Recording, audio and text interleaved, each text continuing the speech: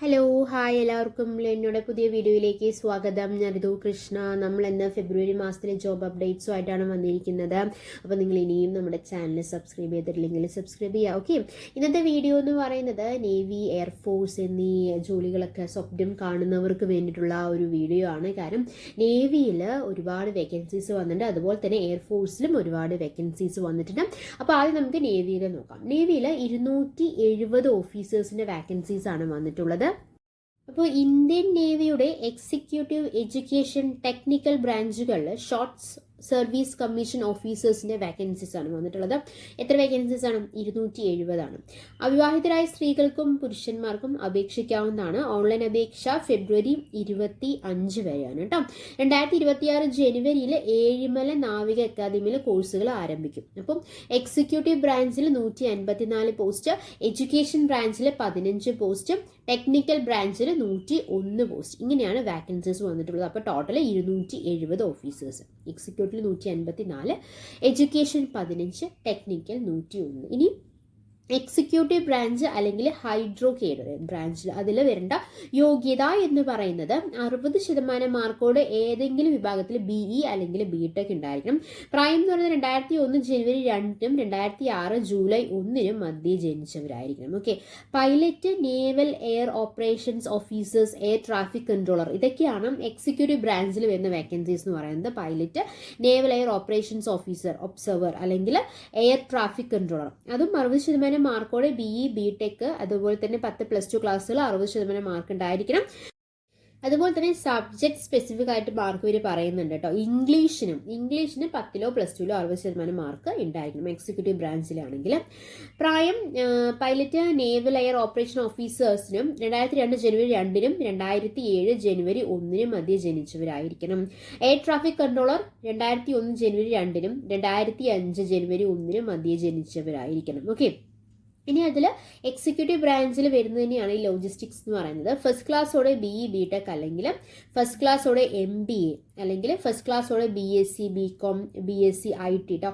Finance, logistics, supply chain management, material management, PG diploma അല്ലെങ്കിൽ first ക്ലാസ്സോടെ MCA, MSc IT-യിലാണ്.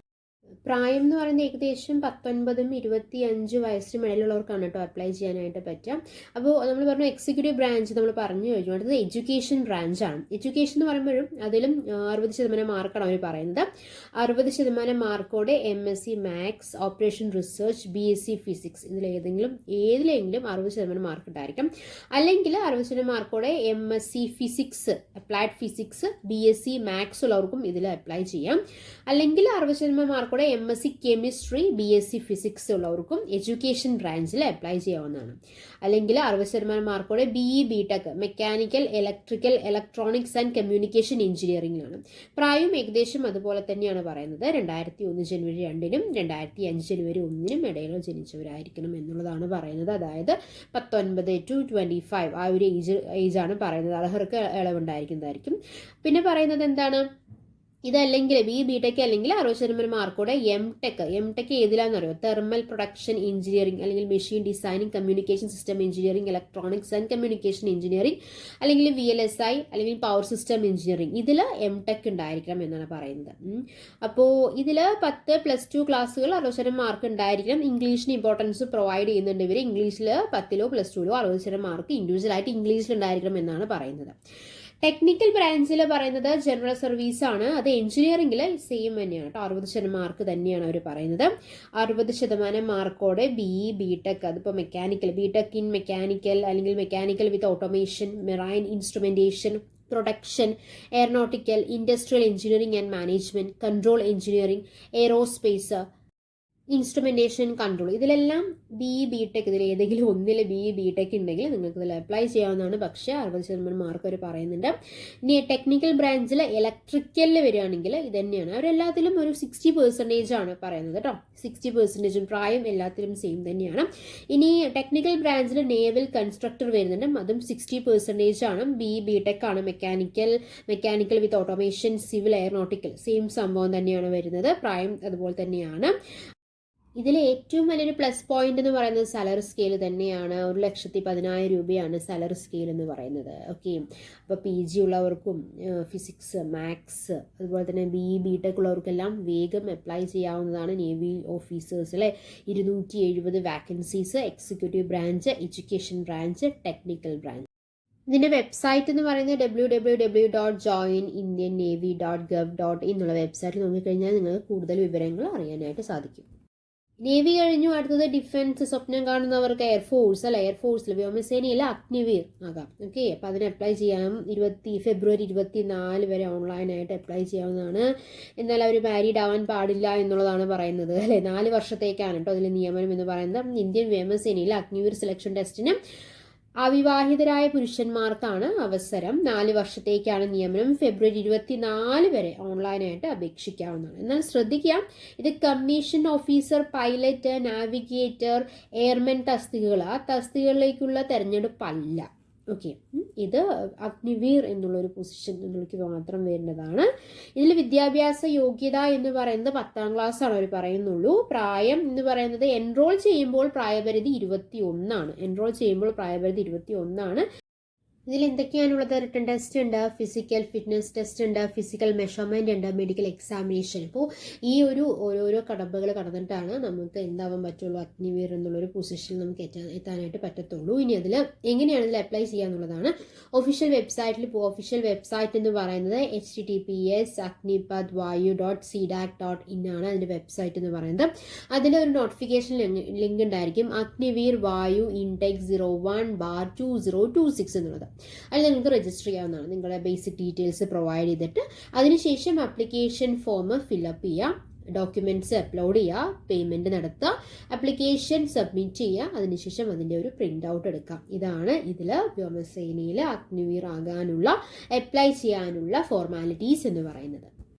ഇതിൽ കായിക താരങ്ങൾക്ക് പ്രത്യേക അവസരങ്ങളാണുള്ളത്. അതായത് ഇന്ത്യൻ വ്യോമസേനയിൽ അഗ്നിവീർ വായു സ്പോർട്സ് വിഭാഗത്തിൽ അൺമാരീഡ് ആയിട്ടുള്ള പുരുഷന്മാർക്ക് അവസരമുണ്ട്. ഫെബ്രുവരി 13 മുതൽ 22 വരെ നിങ്ങൾക്ക് ഓൺലൈനായിട്ട് അപേക്ഷിക്കാം. ലാസ്റ്റ് ഡേറ്റ് എന്ന് പറയുന്നത് ഫെബ്രുവരി 22 ആണ്.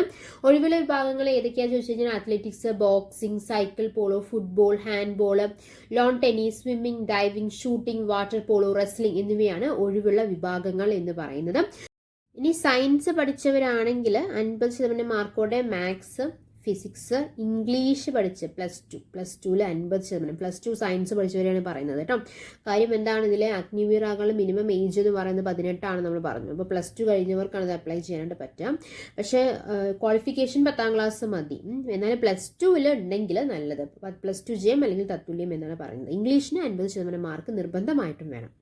അല്ലെങ്കിൽ ഡിപ്ലോമ മതി. 50% മാർക്കോടെ 3 വർഷം എഞ്ചിനീയറിംഗ് ഡിപ്ലോമയാണ് അവർ പറയുന്നത്. എഞ്ചിനീയറിംഗ് ഡിപ്ലോമ എന്ന് പറയുമ്പോൾ mechanical, electrical, electronics, automobile, computer science, instrumentation technology, IT. ഇതിലും എന്താണ്, ഡിപ്ലോമയാണെങ്കിലും ഇംഗ്ലീഷിന് 50% മാർക്ക് വേണം. ഡിപ്ലോമ തലത്തിൽ ഇംഗ്ലീഷ് ഒരു വിഷയമല്ലെങ്കിൽ +2 10ാം ക്ലാസ്സിൽ ഇംഗ്ലീഷിന് 50% മാർക്ക് വേണം. എവിടെ പോയാലും ഇംഗ്ലീഷിന് അവർ മാർക്ക് നോക്കും. എത്രയാണ്? 50% മാർക്കാണ് പറയുന്നത്. അല്ലെങ്കിൽ 50% മാർക്കോടെ 2 വർഷം വൊക്കേഷണൽ കോഴ്സ് ജയിച്ചിരിക്കും. അതായത് ഫിസിക്സ്, മാത്സ് പഠിച്ചിട്ട്. അപ്പോഴും എന്ത് വേണം, ഇംഗ്ലീഷിന് പറയുന്നുണ്ട് 50% മാർക്ക് വേണം. വൊക്കേഷൻ കോഴ്സിന് ഇംഗ്ലീഷ് ഒരു വിഷയമില്ലെങ്കിൽ +2 10ാം ക്ലാസ്സിൽ. അപ്പോൾ എങ്ങനെയായാലും നമ്മൾ പറഞ്ഞത് ഇതിൻ്റെ ക്വാളിഫിക്കേഷൻ എന്ന് പറയുന്നത് 10ാം ക്ലാസ് ആണ്. മിനിമം 10ാം ക്ലാസ്സിൽ ഇംഗ്ലീഷിൽ എന്ത് വേണം, 50% മാർക്കാണ് അവർ പറയുന്നത്. ഓക്കെ, ഇനി സയൻസ് അല്ല പഠിച്ചിട്ടുള്ളവെങ്കിലോ, സയൻസ് പഠിച്ചത് ഞാൻ സയൻസ് ആയിരുന്നില്ല, ഞാൻ +2 സയൻസ് ആയിരുന്നില്ല, അങ്ങനെയുള്ളവർക്ക്, സയൻസ് ഇതര വിഷയങ്ങളുള്ളവർക്ക് 50% മാർക്കോടെ +2 ചെയ്യാം. അതാണ് പറയുന്നത്. അതിലും എന്താണ്, ഇംഗ്ലീഷിന് 50% മാർക്ക് വേണം. അല്ലെങ്കിൽ 50% മാർക്കോടെ 2 വർഷം വൊക്കേഷണൽ കോഴ്സ് ചെയ്യാം. ഓക്കെ, അതാണ് അവർ പറയുന്നത്. പ്രായം എന്ന് പറയുന്നത് 2004 ജൂൺ 3-നും 2008 ജനുവരി 3-നും മധ്യേ ജനിച്ചവരാകണം. 2 തീയതിയും ഉൾപ്പെടാം. എൻറോൾ ചെയ്യുമ്പോൾ പ്രായപരിധി എന്ന് പറയുന്നത് എത്രയാണ്, 21 വയസ്സാണ് എൻറോൾ ചെയ്യുമ്പോൾ. ഓക്കെ, കൂടുതൽ വിവരങ്ങൾ അറിയണമെങ്കിൽ https://cdac.in/CASBSPM എന്നുള്ള വെബ്സൈറ്റിൽ നോക്കിയാൽ മതിയായിരിക്കും. ഓക്കെ, കായിക താരങ്ങൾക്കാണെങ്കിൽ അതല്ല നിങ്ങൾക്ക് 10ാം ക്ലാസ് യോഗ്യത മാത്രം വെച്ച് അപ്ലൈ ചെയ്യാനാണെങ്കിൽ ഏത് വെബ്സൈറ്റാണ് https.agnipath.vayu.cdat.in എന്നുള്ള വെബ്സൈറ്റിൽ കൂടുതൽ വിവരങ്ങൾ അറിയാനായിട്ട് നിങ്ങൾക്ക് നോക്കിയാൽ മതിയാവും. അപ്പോൾ ഇത്ര കാര്യങ്ങൾ നമുക്ക് അഗ്നിവീർ എന്നുള്ളൊരു പൊസിഷനിൽ അപ്ലൈ ചെയ്യാൻ ലാസ്റ്റ് ഡേറ്റ് എന്നാന്ന് പറഞ്ഞാൽ ഫെബ്രുവരി 24 മറക്കരുത്. അപ്പോൾ ഇതുപോലെയുള്ള ജോബ് അപ്ഡേറ്റ്സ്, കരിയർ അപ്ഡേറ്റ്സ് നിങ്ങൾക്ക് ആവശ്യമുണ്ടെങ്കിൽ നമ്മളുടെ നിന്നുള്ള ചാനൽ സബ്സ്ക്രൈബ് ചെയ്യാൻ മറക്കരുത്. സബ്സ്ക്രൈബ് ചെയ്യുക, സപ്പോർട്ട് ചെയ്യുക. Thanks for your time. By.